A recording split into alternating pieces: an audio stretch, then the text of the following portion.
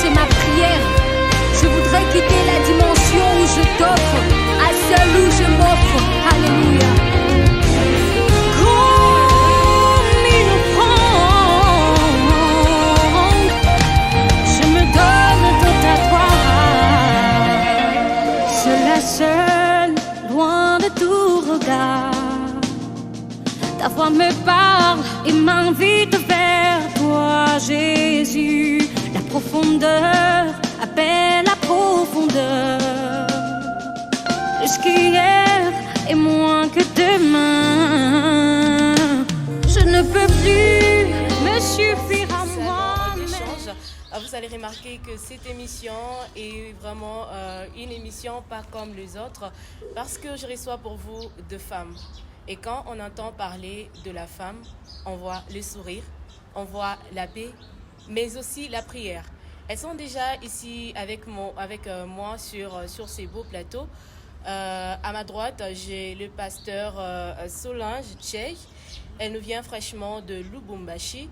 Il y a également la prophétesse Déborah, elle est d'ici de la province. Il y a également Maman Grace Kafat à ma gauche. Il y a Maman Nanou Longwa. Il y a également Maman Lydia Kamine, à qui je dis bonjour et bienvenue. Bonjour, merci. Vous allez bien? Oui, par la grâce du Seigneur. Alors, nous allons directement entrer dans le vif du sujet. Et voilà, je passe la parole à Maman Grace. Pourquoi avoir choisi Parlons Femmes? J'aimerais savoir qui est derrière Parlons Femmes. Merci beaucoup, c'est une question très pertinente. Parlons Femmes, c'est une plateforme qui a été inspirée par Dieu, dont je suis porteuse de vision. Nous sommes là pour booster la femme à aller de l'avant. Parce que nous sommes rendus compte qu'il y a beaucoup de femmes qui ont des talents, qui ont des potentiels, mais ils ne savent pas se laisser déjà du coup. Alors, passant par cette plateforme, nous avons su faire travailler les dons de tout un chacun de nous. Parlons Femmes, c'est une plateforme, nous nous réunissons sur WhatsApp chaque mercredi et chaque vendredi. Mercredi, nous avons différents débats et vendredi, nous avons un culte où il y a une modération et une modératrice, voulais-je dire, et une prédicatrice. Après ces cultes, nous évaluons. S'il y a de lacunes dans le chef soit de la modératrice, soit du prédicatrice, nous essayons de corriger, d'orienter. Voilà, nous avons déjà 5 ans. Ça, c'est la 5e année. Nous nous réunissons seulement sur WhatsApp. Mais chaque année, nous avons une conférence. Merci beaucoup. Parlons Femmes. Comme je vous l'ai dit, je suis porteuse de vision. Mais il y a la présidente à ma gauche, Maman Lydia. Il y a aussi Maman Nanou. Il y a la prophétesse Déborah, ainsi que d'autres femmes qui ne sont pas présentes ici avec nous. Voilà. Nous passons directement la parole à Maman Lydia, qui est d'ici chez nous, du Lualaba. Est-ce que la journée de demain est consacrée justement aux femmes ou le papa aussi doit y participer? Ok, merci beaucoup pour la parole. Notre journée le 24 novembre, donc c'est une journée où Parlons Femmes organise une grande prière. Nous invitons les mamans et les papas aussi. Ce n'est pas seulement pour les mamans, et les papas aussi, ils peuvent venir, on va prier avec eux, on va évoluer avec eux. Mais dans les groupes, on évolue avec les mamans. Oui. Mais ce qu'on organise, les papas peuvent venir pour prier avec eux. Mais quelle est la vision derrière cette célébration? C'est une célébration du 24 novembre. Hein? Oui. La vision de cette célébration, donc nous voulons prier. Hein? Nous avons organisé cette célébration pour la prière. Nous devons prier, nous, en tant que femmes, parce que même dans notre maison, même dans la maison, quand une femme s'élève, donc tout va marcher dans la maison quand une femme s'élève. Maintenant, nous avons organisé cette prière, 4 heures au pied de Jésus. Là, nous invitons aussi les papas, tout le monde, les jeunes filles, qu'ils viennent aussi prier avec nous. Voilà, je vous arrache la parole et je donne à le pasteur Solange Tchey. Pasteur, j'ai envie de vous poser une question. En dehors du thème, bien sûr. Jeune épouse et maman, comment équilibrer avec sa vie professionnelle? Jeune épouse et maman, comment équilibrer avec sa vie professionnelle. Moi, je me cadre d'abord sur une jeune fille qui prie, une jeune fille qui sert l'Éternel et qui travaille en même temps, qui fait la profession quelconque et qui est aussi au foyer. Et je crois que notre esprit, le Saint-Esprit, c'est un esprit de l'ordre. Et quand une femme qui prie, qui travaille et qui sert l'Éternel est remplie du Saint-Esprit, je crois que les choses ne seront pas compliquées.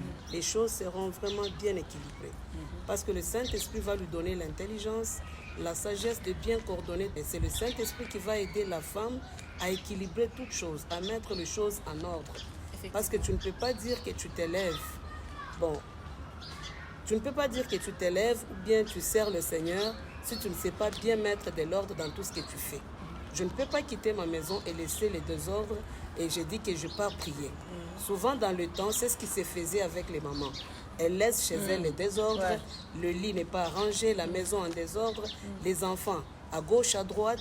Elle n'a même pas apprêté la nourriture pour papa, mais elle se précipite vite pour aller servir son pasteur, l'homme de Dieu. Elle oublie l'homme que Dieu lui a donné, qui est le premier, qui est son... Et prière, 4 heures au pied de Jésus. Quelle est la différence entre enseignement, la prière, la prédication et les Saintes Écritures? Bon, si on parle de l'enseignement, l'enseignement, on peut voir, on nous enseigne à l'école, on nous enseigne à l'université, mais l'enseignement dont nous allons parler ici dans Parlons Femmes, ça cadre avec la parole de Dieu. Amen. Selon le thème qui nous a été donné, que lève-toi devance l'aurore. Donc, se lever, on peut se lever de plusieurs manières. Il y a des femmes aujourd'hui, comme nous tendons vers les élections, les femmes se sont levées. Elles se sont levées pour se présenter au devant de la nation pour qu'on les vote. Il y a aussi des femmes qui s'élèvent, peut-être dans le business. Elles s'élèvent parce qu'elles veulent faire un business quelconque, là où elles veulent voir la main de Dieu, une bénédiction quelconque. Mais nous ne nous levons pas pour la politique. Nous ne nous levons pas pour le business. Mais nous sommes là pour nous lever sur le plan spirituel, car c'est le spirituel qui promouvoit même tout le reste. Quand sur le plan spirituel, on est levé, le reste, c'est Dieu lui-même qui s'en occupe. Car toute bénédiction provient de l'Éternel. Je crois que j'ai bien répondu sur ce qui cadre avec l'enseignement et la prédication et la parole. Sous le thème « Lève-toi devance l'aurore », la plateforme Parlons Femmes organise une célébration dénommée « Enseignement et prière », 4 heures au pied de Jésus. C'est déjà pour demain, 24 novembre, à partir de 14h. Et je reçois pour vous différentes femmes, différentes oratrices, allais-je dire. Ma prophétesse Déborah, pourquoi avoir choisi le thème de « Lève-toi devance l'aurore » ? Merci beaucoup pour la parole. Ce thème-là était inspiré par le Saint-Esprit. C'est le Saint-Esprit qui nous a révélé. C'est selon le temps que nous sommes en train de traverser. La Bible dit ceci, mon peuple sans révélation, ce sont des peuples sans frein. C'est-à-dire que le Saint-Esprit, il sonde le cœur et le rein et la profondeur de l'homme. À dévancer l'aurore. Dormir ne contribue pas. Parce que si tu me dis le problème de dormir, là on va parler maintenant des 2 dimensions de dormir. Tu peux en esprit, parce que la parole dit ceci, en principe dans l'homme, c'est son esprit. La véritable Déborah, ce n'est pas la chair, ce n'est pas le corps. La véritable Déborah, c'est son esprit. C'est-à-dire que lorsqu'on est en train de nous enseigner la parole de Dieu, l'esprit qui est en nous doit se révéler et s'attacher à la parole de Dieu à travers la puissance du Saint-Esprit. C'est pour cela que le Seigneur Jésus-Christ nous a dit ceci. Je ne vous laisserai pas les orphelins, mais je vous enverrai les consolateurs. Et il y a deux sortes de dormir. C'est-à-dire que tu peux dormir dans le corps, parce que la chair se fatigue, la chair travaille, mais l'esprit ne peut pas dormir. Parce que notre Dieu, c'est un Dieu esprit. La Bible dit, il est la sentinelle par excellence. Il ne dorme jamais et ne somnole jamais. C'est-à-dire que même Jésus, il est assis à la droite du Père, en train d'intercéder. Christ ne dort jamais et ne somnole jamais. Le Saint-Esprit ne dort jamais et ne somnole jamais. Comme Dieu, le créateur du ciel et de la terre, lui-même, il est la parole. Et Christ, il est la parole. Et le Saint-Esprit, il est la parole. J'ai envie de vous poser une autre question. Mais est-ce qu'une femme peut passer devant la chair et prêcher, donner la parole de Dieu et prêcher, donner la parole de Dieu? Effectivement, la femme doit passer devant la chair et donner la parole de Dieu. Mais il y a de ces prophètes, de ces hommes qui disent que non, la femme n'a pas le droit de passer et donner la parole de Dieu. Oui. Le problème qui est là, c'est quoi? La parole de Dieu nous dit ceci. Mon peuple périt par manque de connaissance. Je viens de parler. Le Seigneur Jésus-Christ nous avait promis. Je vous enverrai le consolateur. Il vous enseignera même les choses que vous ne connaissiez pas. Lorsque le Saint-Esprit était descendu les jours de la Pentecôte, il y avait même de femmes. Moi, je ne sais pas si de la Genèse à l'Apocalypse, lorsque le Saint-Esprit était descendu ce jour-là, le Saint-Esprit, lorsqu'on parlait en langue, on prophétisait par les disciples. Le Saint-Esprit avait dit, moi, le Saint-Esprit, je descends seulement dans les hommes. Et même Joël 2. Ah oui. Je peux même ajouter, oui. Exactement ce que Maman Grâce venait de dire. Au dernier jour, dit Dieu, je répandrai de mon esprit sur toute chair. On n'a pas dit seulement qu'on répandra de son esprit sur les hommes ou sur les jeunes garçons.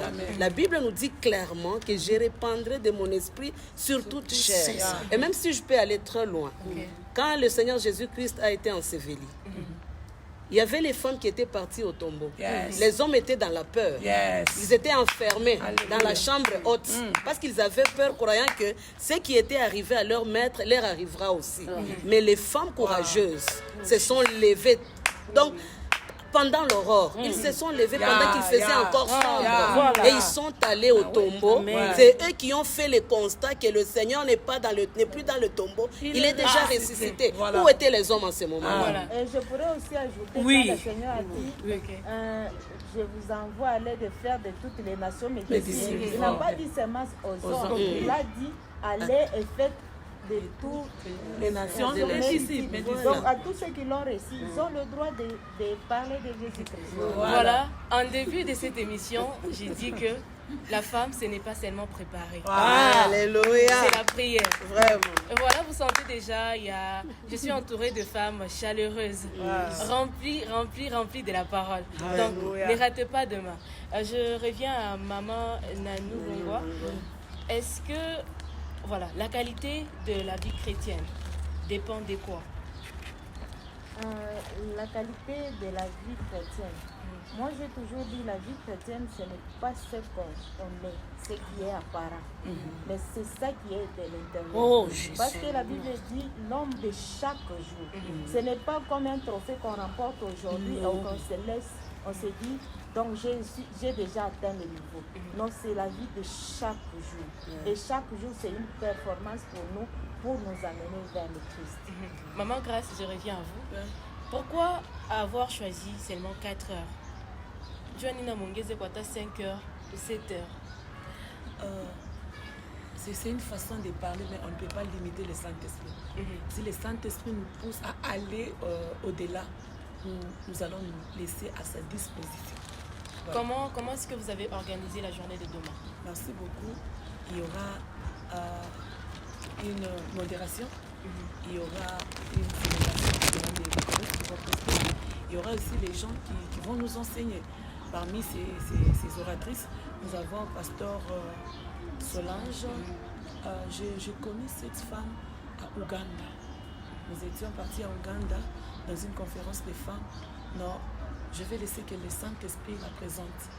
Je m'abstiens de tout commentaire, mais Jésus sera glorifié. Amen. Elle est parmi les oratrices. Nous avons aussi prophétesse Maman Déborah. C'est une mère qui nous soutient encore et encore. À chaque fois qu'on toque à n'importe quelle heure, elle est toujours prête pour nous servir. C'est une servante de Dieu que le Seigneur utilise aussi particulièrement. Tantôt, je venais de dire, je vais laisser au Saint-Esprit de présenter. Peut-être me pousser ma mine ici pour déborder, mais que le Saint-Esprit les présente. Voilà. Nous avons aussi cette femme de Maman Nanou. C'est une ingénieure. Une ingénieure ou bien un ingénieur? Ça, c'est Un ingénieur. Elle a aussi une intelligence là particulière. Elle est comme un homme, tel que vous la voyez là. Elle est comme un homme. Elle sait toucher au courant. Elle sait faire les choses.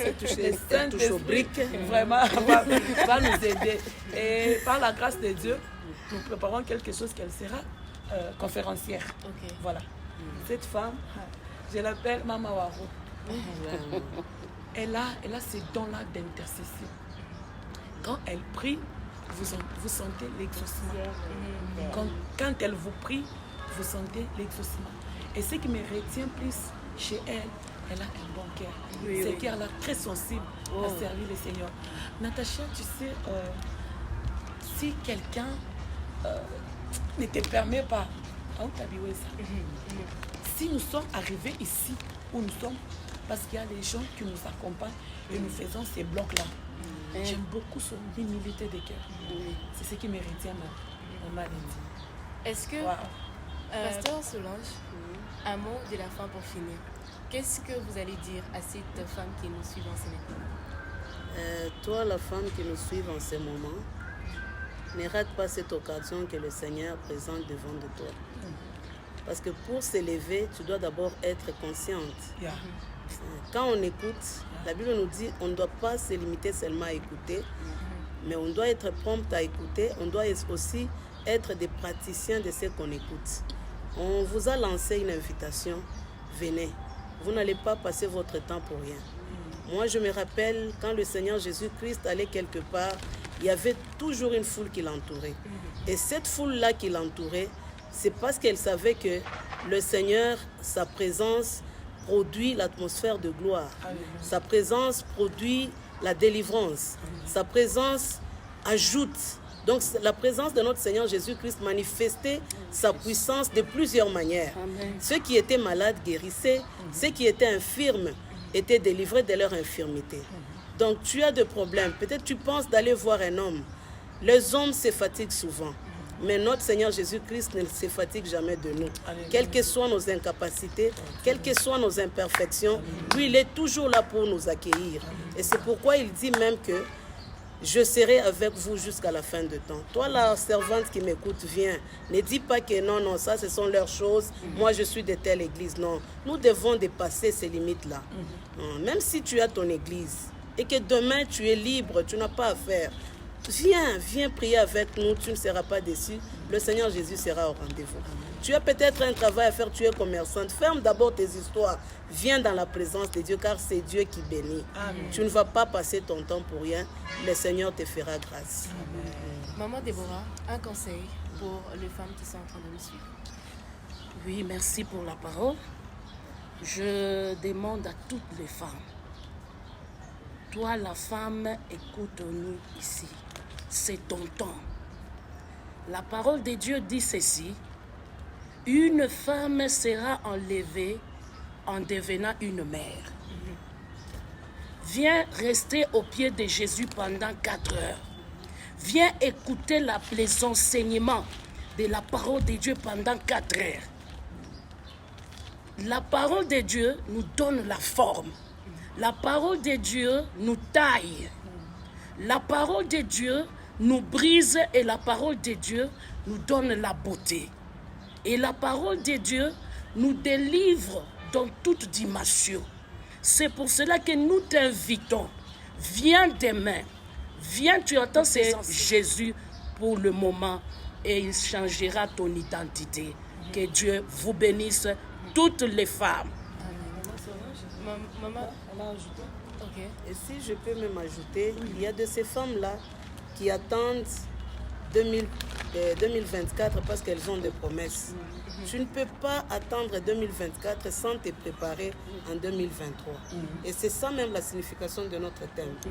Lève-toi devance l'aurore. Et moi, je dirais peut-être que lève-toi devance 2024. N'attends pas que 2024 arrive pour que tu sois surprise par des surprises désagréables.